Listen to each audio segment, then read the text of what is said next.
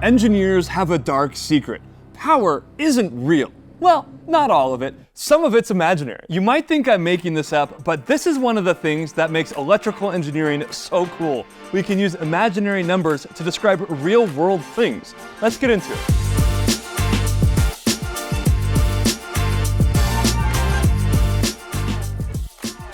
In Electrical Engineering 101, they teach you power in watts is volts times amps. That's true and great for DC power, but not for AC power. There are actually 3 types of AC power. The first is real power or true power, the second is reactive power, and the third is apparent power. We'll explore this power triangle in a minute, but first we need to understand each type of power by seeing them on our scope. Pay extra attention to this little fellow here, which is the phase angle between voltage and current. Let's start with power type number 1, real power. Let's say you have your voltage and your current like this. To get real power, you put on the one ring to rule them all, and then multiply the voltage and the current together, and you get power that looks like this.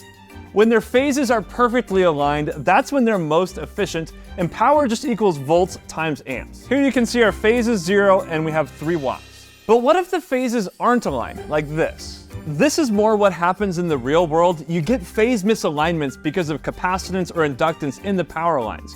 Too much capacitance and the current will lead the voltage. Too much inductance and the current will lag the voltage. But something really interesting happens when our phases misalign. You actually start to send power back to the source. When we're perfectly aligned, our real power bottoms out at 0.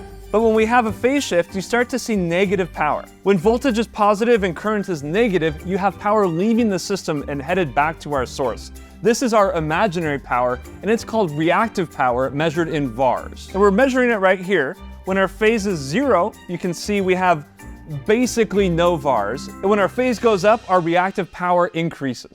This imaginary power must exist. It has to because of the conservation of energy. The capacitance or the inductance charges up, holds that charge, and then spits it out back later, and not when we want it. This reactive imaginary power can't do any work. And you can see here, when we go to a full 90-degree phase shift, our real power goes to basically 0, and now our reactive power is at 3 VARs. But if you look closely, you'll notice that throughout this, the apparent power stays the same, and the size of our power waveform doesn't change. It just moves between positive and negative territory, or between real power and imaginary power. And this is where our power triangle comes in, because we have to know how to talk and think about this in engineering speak. Let's break this down.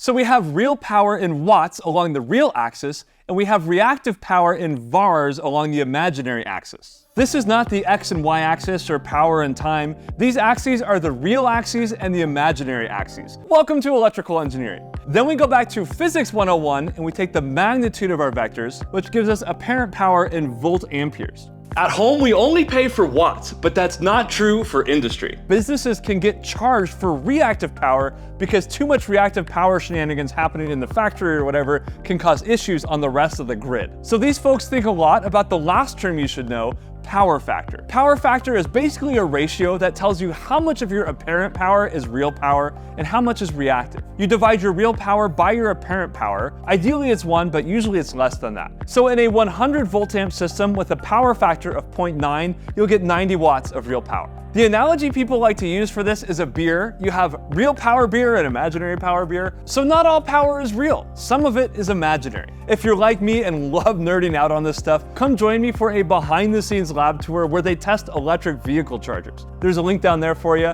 UL Solutions let me and the crew into the lab where they were in the middle of testing a 350 kilowatt EV charger. That's enough power for nearly 300 average houses. So come geek out with me. It's exclusively available over there. Click the link below. We'll be live streaming it and doing live Q&A with automotive industry experts. I'll see you over there.